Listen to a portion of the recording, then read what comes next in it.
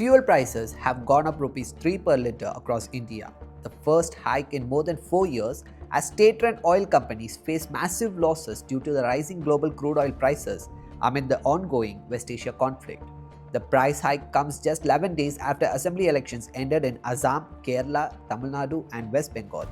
Petrol and diesel prices had remained unchanged during the election period despite international crude prices surging after the US-Israel attack on Iran on February 28 and Iran's retaliation which disrupted oil movement through the Strait of Hormuz, a key route through which nearly a fifth of the world's oil and gas supplies transit. In Delhi, petrol now costs Rs 97.77 per litre, while diesel has gone up to Rs 90.67. In Mumbai, petrol is priced at Rs 106.68 and diesel at Rs 93.14. Chennai recorded petrol prices at Rs 103.67 and diesel at Rs 95.25 per litre.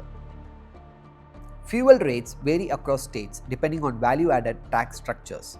This is the first fuel price revision since rates were cut by Rs 2 per litre in March 2024 ahead of the Lok Sabha elections. Global crude oil prices, which were around $70 per barrel before the conflict, had crossed $120 at the peak of tensions. Though prices have slightly eased, they still remain above $100 per barrel. Oil Minister Hardeep Singh Puri recently said state-run oil companies are losing nearly 1,000 crore rupees every day, with cumulative losses estimated around 1 lakh crore rupees. To soften the impact on consumers, the centre had reduced excise duty on petrol and diesel by Rs 10 per litre each on March 27. Meanwhile, private fuel retailers had already increased prices earlier this year. Domestic LPG cylinder prices were also raised by Rs 60 in March. इसमें अब हम क्या कर सकते हैं sir, अब सरकार ही जानती है इसको, तो सब कुछ हम क्या बता सकते हैं। अब बढ़ गए क्या कर सकते हैं बताओ। महंगाई की मार तो हर किसी को पड़ रही है। 3 रुपए की बढ़ोतरी से कितना जेब का असर पड़ने वाला? अभी आगे कुछ नहीं कह सकते कि बढ़ भी सकता है, घटना तो है नहीं, अब बढ़ना ही बढ़ना है। जो 3 रुपए बढ़े हैं फ्यूल पे, कितना असर पड़ेगा आप लोगों को? हम लोगों को बहुत असर पड़ेगा जी।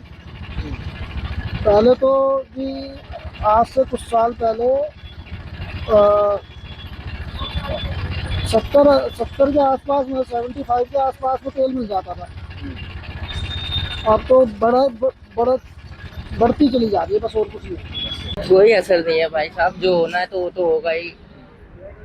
सब ये भी पेमेंट हो रही है, वो भी पेमेंट होगी, सबकी पेमेंट होगी, चलेगा ही, क्योंकि रुकने वाला तो कुछ है नहीं। जब सबके दाम बढ़ रहे हैं तो इसके भी दाम बढ़ेंगे ही। वॉर हो रहा है भाई, असर पड़ेगा या नहीं? पड़ेगा तो है ही, पड़ेगा है ही। और फ्यूल अब कम यूज होना भी चाहिए। देखो, इंटरनेशनल स्थिति को देखते हुए पेट्रोल के दाम तो बढ़ेंगे, और दाम खाली पेट्रोल नहीं, बहुत सारी चीज़ें उन सब की बढ़ेंगे। तो ये तो एक नॉर्मल इशू है जो इंटरनेशनल लेवल पे है, तो हम उससे अलग कैसे हो रह सकते हैं, वो तो नेचुरल है। जेब पर कितना असर पड़ने वाला है मिडिल क्लास व्यक्ति को? देखो, जेब पे असर तो पड़ता है, लेकिन जीने के लिए ये सारी चीज़ें तो आपको करनी पड़ेगी। महीने का बजट बढ़ जाएगा क्योंकि रोजाना आप देखिए बढ़ेगा, लेकिन इतना भी नहीं है। महंगाई बढ़ने से लोग जीना तो नहीं छोड़ देते, जीना तो फिर भी पड़ता है। तो सोर्सेज बढ़ेंगे लोगों के, ऐसा नहीं है। महंगाई बढ़ने से लाइफ खत्म नहीं होती है, लाइफ फिर भी चलती रहती है। இப்போ மக்களுக்கு எந்த வகையான பாதிப்புன்னு பார்த்தீங்கன்னா, இப்போது நம்மளோட மொத்த இதுவும் டிரான்ஸ்போர்ட் நம்பி தான் இருக்குது. ஸோ ஒரு இடத்துக்கு போகணுன்னாலும் நம்மளுக்கு டிரான்ஸ்போர்ட் தேவைப்படுது. அதே மாதிரி அடிப்படை தேவைகள், சாப்பாடு, எல்லா விஷயம், அரிசி, பருப்பு, காய்கறி, இது எல்லாமே நம்மளுக்கு டிரான்ஸ்போர்ட் நம்பி தான் இருக்குது. ஸோ என்ன ஆகும்னா, இப்போ லோயர் பீப்புள்ஸ்லாம் என்ன அந்த சாப்பாடு கிடைக்க வேண்டிய விஷயங்கள் எல்லாமே ப்ரைஸ் வந்து இன்க்ரீஸ் ஆகிற நிலைமைக்கு திரும்ப கொஞ்சம் இதுவாகும். இல்லை, டெய்லி வெஹிக்கிள் வச்சு தான் ஸோ ஒர்க் இருக்கும். ஸோ பெட்ரோல் விலை ஏறினா கஷ்டமாக தான் இருக்கும். நடத்துகிற மக்களுக்கு எந்த அளவுக்கு பாதிப்பு? எல்லாருக்கும் கஷ்டமாக தான் இருக்கும். அந்த அதோட உணவுப் பொருள், காய்கறி விலைலாம் கூட வாய்ப்பு இருக்குங்க மாதிரி சொல்கிறாங்க. ஸோ இந்த கட்டத்தில் நம்ம என்ன பண்ணுறதுன்னு தெரியல. എൻ്റെ പേര് അനിൽ. നമുക്ക് ഓട്ടോ ഇല്ല, 10-35 വർഷമായി തുടങ്ങിയിട്ട്. ഈ വില കൂടുന്നതനുസരിച്ച് നമുക്കൊരു ആനുകൂല്യം ഒന്നുമില്ല. പിന്നെ എല്ലാത്തിനും അവിടെ പോയാൽ പറ്റി, ഇവിടെ പോയാൽ പറ്റി, ഓട്ടോ ഇല്ല, ഒന്നും ചെയ്യാൻ പറ്റാത്ത അവസ്ഥയാണ്. നമുക്ക് ഈ വില കൂടിയ ഇതിൽ ഇന്ധനം അടിച്ചാലല്ലേ പിന്നെ അങ്ങോട്ട് മുമ്പോട്ട് പോകാൻ പറ്റുള്ളൂ. അപ്പോൾ അതിന് വേണ്ടേ പൈസ? ഇന്ധനം അടിക്കാനും നമുക്ക് വണ്ടി ഓടിയാലല്ലേ പറ്റുള്ളൂ. പിന്നെ ഓട്ടവും ഇല്ല, അതിനിടയ്ക്ക് 100 പെറ്റി, അതും ഇതും അതും എല്ലാം കൂടെ ഇന്ന് അതൊക്കെ ഭയങ്കര ബാധകമാണ്. പെട്രോളിനൊക്കെ ഇങ്ങനെ വില കൂടിയാൽ നമ്മൾ എന്ത് ചെയ്യും? ഒന്നാമത്തെ കാര്യം ഇപ്പോൾ എല്ലാത്തിനും വില കൂടുതൽ തന്നെ. എന്നാലും പെട്രോളിന് വില കൂടുമ്പോൾ നമുക്ക് വാടി വന്ന് 100 രൂപയ്ക്ക് 50 രൂപയ്ക്ക് അടിക്കാം. ഇപ്പോൾ വില കൂടിയോണ്ട് നമുക്കങ്ങനെ മുതലാവൂലല്ലോ. നമ്മൾ എന്ത് ചെയ്യാൻ പറ്റും? നമുക്കൊന്നും ചെയ്യാൻ പറ്റില്ലല്ലോ. പ്രതികരിക്കുന്നുണ്ട് ഞങ്ങൾ, പക്ഷെ പ്രതികരിച്ചിട്ട് ഒരു ഫലവും ഇല്ല. മുതലാവോ ഇനി വില കൂടി കഴിഞ്ഞു? ഇല്ല, മുതലാകത്തില്ല. നല്ല എത്രയും നഷ്ടത്തിലാണ് ഓടുന്നത്, നല്ല ലാഭത്തിലൊന്നും അല്ല ഓടുന്നത്. പിന്നെ ജീവിക്കണ്ടേ മനുഷ്യന്?